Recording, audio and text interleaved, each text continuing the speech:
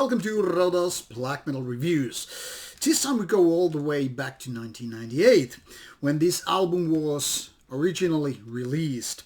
This one is Serpent with its third album called Christcrusher. Now it was 1992 when this band was founded by one man, Sami Tenets, and it was only a little bit later when he made this into a full band instead of being a solo project. And in 1996, when the debut album came out, it got a lot of praises, so both from the press understanding metal music as well as from people listening to black metal. I mean, I remember me and my friends being like, wow, about this album that came out. And when the irony is hot, you will keep pounding, and that's exactly what happened in the Serpent camp, because 1997 came the second album, and then 1998 this album, third one.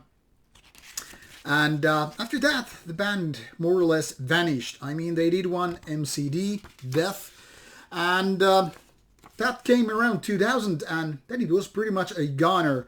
That is, something really happened with the band. Never officially quit, I guess, but it took almost 20 years to the band come back. Now, Be It As It May, this is of 1998, and it's very much a release of its time.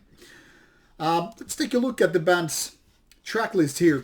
41 minutes and 8 tracks. Very traditional in so many ways.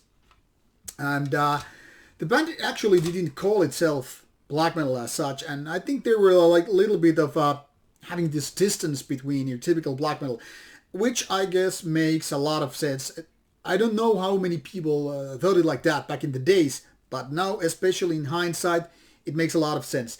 Even though the band has this kind of title, Christcrusher, there is a lot of differences in your typical black metal coming from the 90s. I mean, for example, this cover, I mean, it's a beautiful photo of lightning, and it's pretty much what was going on with the previous releases as well. So it wasn't actually going, this black and white thing, corpse paints and, inverted crosses and all that stuff, but a little bit more on the atmospheric side, which then again fits very well, the music of the band. But definitely it was, labeled as such, and, you don't really separate from the genre unless everybody else is doing that for you. Now, be the genre what it is, I mean, that's beside the point here. Musically, however, Serpent's music is something that, especially nowadays, would be considered as atmospheric black metal. I mean, you got those guitar melodies, you got the kind of a soothing atmosphere, even slow tempo at times, and, lots of synths. So there is certain kind of a feeling that this is the kind of a melodic black metal doing the very atmospheric ways. Some might call it blackened dark metal or whatever, but musically, when we say it's kind of a melodic and atmospheric black metal, everybody should know what we're talking about here. Now, this is an interesting release in so many ways because, first of all, it doesn't really have any weak tracks. It doesn't really have any kind of weak points as such. There is no low point like, okay, this song is boring, or why is that thing over here? There's nothing that indicates like any kind of weakness. And the production is very, very solid. Now, it's explained by going to the Tico Tico studios, which is very famous for lots of different recordings in the Finnish black metal scene and even beyond that. And the vocals are kind of a raspy and kind of clear what they're doing in the kind of raspy black metal ways. So, technical point of view, this is a very strong release. But when it comes to the songwriting, I'm not so sure about it. Like I said, there are no absolute weak points, low points on this album, but it also lacks the so-called high points, the ones that really rush you towards the climax. Everything is pretty soothing all the way from the beginning to the end, but nothing really shocks your body or your mind for that respect. So everything here is basically very easy to listen to and easy to a certain extent to enjoy the moment here. The synths, which are very 1990s, and some could say that nowadays they kind of sound a little bit cheesy, but in my opinion it doesn't really bother me at all. I mean, they are what they are, and you really can't go back in time and fix things. So they are 1990s sounding, and that's totally fine. But when it comes to the songwriting, nothing really here sticks. Like I said, the atmosphere is pretty solid, And same could be said about these melodies and all that stuff, but somehow this is missing the some kind of a magic which, you know, makes this album like stick to you as it was some super glue and you just can't get it out of you, and then you have to just listen to it more and more and more and more. This is more about as soon as you're finished with the album, you kind of feel the whole atmosphere, you know, fading away as quickly as it came.